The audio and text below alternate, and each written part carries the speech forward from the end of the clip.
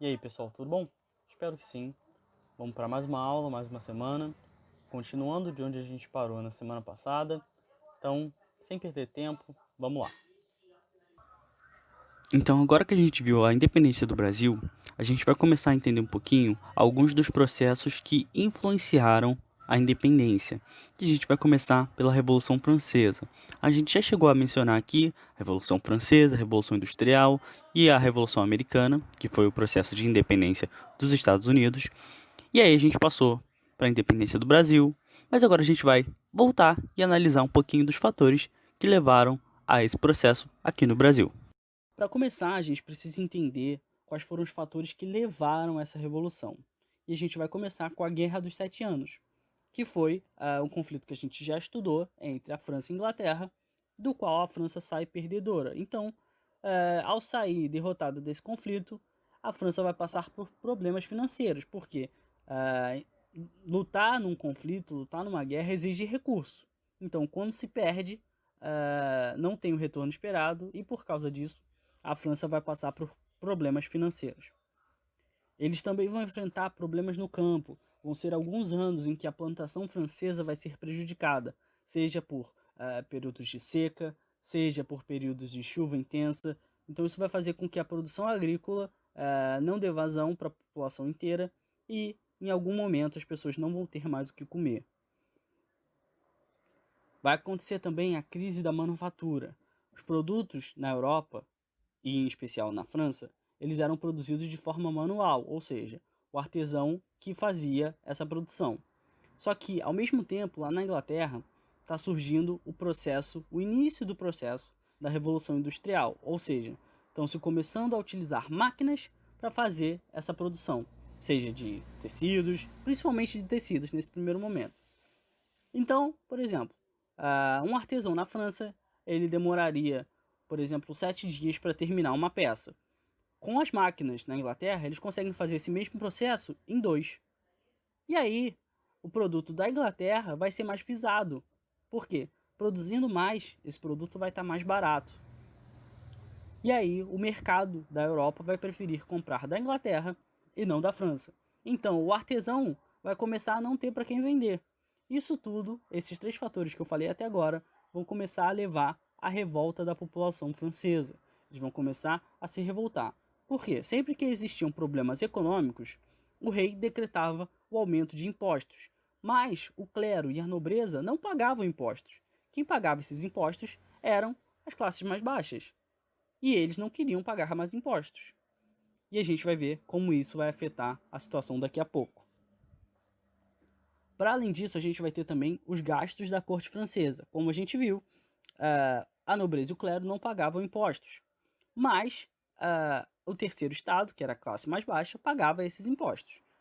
E aí, enquanto de um lado a gente tem a população nos campos passando fome, passando dificuldade, nos palácios da nobreza, com o rei e os familiares dele, tem banquetes toda hora, tem vestidos luxuosos. Então a corte está gastando, gastando, gastando, enquanto a população deles no campo está sofrendo, está passando dificuldade. Vão chegar à França também os ideais iluministas. O iluminismo é algo que prega a igualdade, que prega a valorização da razão. Então tudo isso vai chegar à França e as pessoas vão começar a se questionar. Poxa, isso que está acontecendo não é legal, né? A gente está aqui passando dificuldade, passando fome, e o rei está lá no palácio dele, vivendo bem, comendo bem. Então, os ideais iluministas vão influenciar a revolução nesse sentido, fazer as pessoas começarem a se questionar, a ver que o que está acontecendo não é legal. E aí, diante de todas essas dificuldades, o rei ele vai convocar os estados gerais. Esses caras, eles eram um grupo responsável por aconselhamento ao rei. Então, quando surgia alguma questão que o rei precisava botar para votação, alguma coisa que ele não tinha capacidade de definir sozinho, ele chamava os estados gerais para debater sobre esse assunto. E aí a gente tinha o primeiro estado, que era o clero, ou seja, a igreja. A gente tinha o segundo estado, que era a nobreza.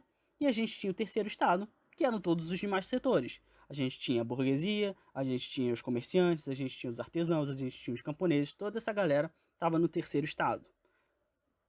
E o terceiro estado era o mais numeroso. Mas cada estado só tinha um voto, ou seja, No primeiro estado, o clero se reunia e via como eles iam votar, e eles davam um voto. A nobreza, a mesma coisa, um voto para o clero, um voto para a nobreza, e o terceiro estado, mesmo tendo maioria, sempre tinha só um voto. Então, quando os estados gerais eram reunidos, geralmente o clero e a nobreza votavam juntos, porque os interesses deles eram parecidos. Eles não queriam mais pagar impostos, eles queriam continuar com os benefícios que eles tinham, então geralmente clero e nobreza votavam juntos. E aí o pessoal do terceiro estado sempre saía perdendo. E não foi diferente. Enfrentando essa crise que a França estava enfrentando, o rei manda convocar os Estados Gerais e, no primeiro momento, eles propõem que todos paguem impostos. Só que não era o que o clero e nem o que a nobreza queriam. Então, ele decide aumentar ainda mais os impostos do terceiro estado. E aí a galera chega no nível que não dá mais para aguentar. Eles já estavam aumentando cada vez mais os impostos do terceiro estado, e agora chegou no momento em que o rei quer aumentar mais, mas eles não vão deixar isso acontecer.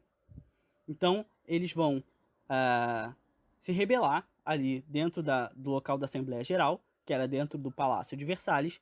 Eles vão tomar uma sala do palácio, que era conhecido como a Sala do Jogo da Pela, que era tipo uma peteca.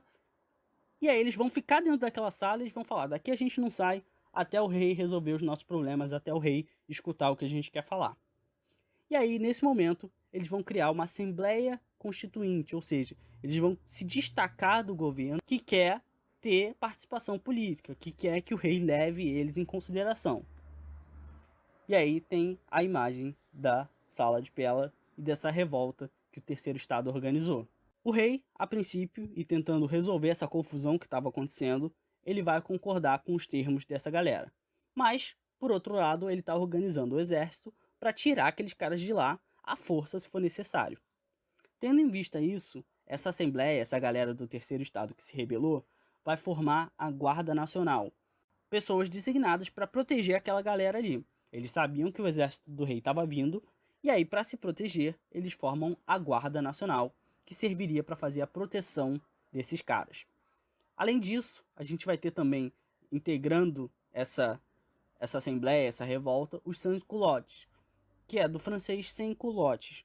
O culotte era uma calça típica dos nobres franceses. Então, aqueles que não tinham os culottes eram pobres, não eram nobres. Então, os sem culottes, eles faziam parte desse movimento de revolução, justamente por não fazerem parte da nobreza. A situação ali vai se abafar, mas o estrago já estava feito. A população vai ficar cada vez mais revoltada e, eventualmente, derivado dessa revolta, vão explodir revoltas pelas ruas da França. O pessoal vai começar a se revoltar e o maior marco da Revolução Francesa talvez seja a queda da Bastilha. A Bastilha era uma prisão francesa onde ficavam presos políticos, aqueles que discordavam do rei. Então, inflamados por causa desse movimento do terceiro estado, a população vai marchar até a Bastilha e vai invadir o local, vai libertar os presos e vai destruir a construção, que era um belo de um castelo. Eles vão invadir e destruir o local, vão libertar os presos. Talvez esse seja o maior símbolo. A partir desse momento, quando eles tomam essa medida, o rei percebe que as coisas saíram do controle. E aí, tendo isso vista, o rei vai, meio que forçadamente, concordar em fazer uma nova constituição para agradar essa revolução e essa assembleia que se fez. Nessa constituição vai se estabelecer uma monarquia constitucional, ou seja, a Assembleia Constituinte que foi formada vai estar diretamente ligada às decisões do rei. Tudo que o rei decidir tem que passar pela Assembleia. O rei, a princípio, concorda com essa situação, mas, por outro lado, ele está planejando pedir ajuda, ele está planejando fugir e pedir ajuda. Ele já viu que dentro da França não tem mais nada que ele possa fazer. Então ele decide fugir, sair da França e buscar ajuda. Só que no meio do caminho é descoberta essa tentativa de fuga e ele é recapturado e trazido de volta para a França. Mas aí, tendo em vista essa situação, as nações da Europa, da Áustria também, em especial a Áustria, mas também outras nações da Europa, vão começar a se organizar para tentar resolver esse problema, porque eles têm medo de que essa revolução logo se espalhe para outros países. E eles não podiam deixar isso acontecer. Agora que o rei foi preso e ele não está mais no governo, essa Assembleia precisa se organizar e formar uma nova forma de governo. Eles não podem deixar a França à mercê. Então, eles se organizam e dentro da Assembleia vão surgir dois grupos que vão se destacar, os jacobinos e os girondinos. Os jacobinos eram mais radicais, eles queriam mudanças imediatas, eles tinham ideias muito mais rígidas do que os girondinos. Os girondinos também queriam mudanças, mas eles eram a favor de uma mudança mais gradual, de uma mudança lenta, de uma revolução que levasse em consideração tudo o que estava acontecendo, enquanto os jacobinos queriam essa mudança rápida e instantânea. E aí, devido à situação ruim que a França se encontrava, seja economicamente, seja com o rei que agora está preso, as outras nações da Europa estão tentando invadir a França, o discurso dos jacobinos de que precisamos nos mover rápido, precisamos nos mobilizar rápido, senão a gente vai ser derrotado, a gente vai ser invadido.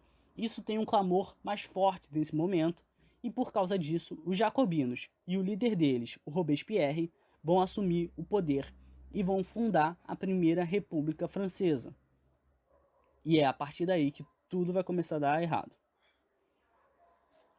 Com o Robespierre e os jacobinos no poder, vai se instaurar na França o que é conhecido como Reino do Terror. Com medo dessas oposições, dessas outras nações da Europa, qualquer um que falasse qualquer coisa contra os jacobinos seria executado na guilhotina. Inclusive é nesse período que o próprio rei, depois de alguns anos preso, é executado na guilhotina. Então, é por isso que é denominado Reino do Terror. Qualquer um que fosse contra os jacobinos, até mesmo alguns próprios jacobinos que eram contra o líder Robespierre, foram executados na guilhotina. As pessoas estão com medo do que se tornou o governo francês. E aí vai se organizar um golpe, conhecido como Nove Termidor, no qual os girondinos, os restantes dos girondinos que conseguiram sobreviver a esse período tumultuado, vão se organizar, vão tirar os restantes dos jacobinos e o próprio Robespierre, e aí vão executar eles também. Então, assim que os girondinos tiram os jacobinos do poder, eles executam eles, inclusive o próprio Robespierre. E aí, agora que os girondinos estão no poder, esse grupo que seria mais moderado, que queria uma mudança mais gradual, vai estabelecer um governo chamado de diretório. O diretório era uma forma em que eles tomariam as decisões e governariam ali de maneira melhor do que os jacobinos. Nesse contexto vai surgir um cara que era um militar e ele estava tendo muito prestígio na época. Esse cara era o Napoleão Bonaparte. Ele foi responsável por repelir as invasões estrangeiras, ele era um grande general, um super estrategista e ele está com prestígio lá em cima na França nesse período. E aí, de um lado, a gente tem um cara com alto prestígio, que era o Napoleão, e do outro a gente tem os girondinos, que estão no poder há algum tempo, mas que não conseguiram resolver a situação. A população, em sua grande maioria, ainda está insatisfeita com o governo. E aí, nesse contexto, o Napoleão, se aproveitando dessa revolta, dessa insatisfação popular, ele vai dar um golpe e vai tomar o poder para ele. Então ele vai tirar os girondinos do poder e vai ele mesmo assumir o governo, que vai dar início à Era Napoleônica, ao imperador Napoleão Bonaparte, que a gente vai estudar mais nas próximas aulas. Então, só para resumir tudo que a gente viu até agora, a gente viu que a França ela passa por situações de dificuldade devido a uma série de fatores. Eventualmente, o terceiro estado, que era a classe mais baixa, vai se revoltar com isso tudo. Vão surgir grupos que vão disputar o poder. A gente viu os jacobinos e os girondinos. Num primeiro momento, os jacobinos assumem. Depois, devido ao reino de terror que eles estabeleceram, os girondinos vão tomar esse poder. E aí, mesmo com os girondinos, a situação não se resolveu, não melhorou. O Napoleão, que estava vindo com grande prestígio, vai assumir o controle da França. E aí, a gente vai ver um pouquinho mais nas próximas aulas. Finalizamos por aqui. Espero que vocês tenham gostado, entendido, tenha ficado tudo claro. Se não, dúvidas, perguntas, sugestões, enviem, por favor, tá bom? Então, até semana que vem. Um abraço. Tchau, tchau.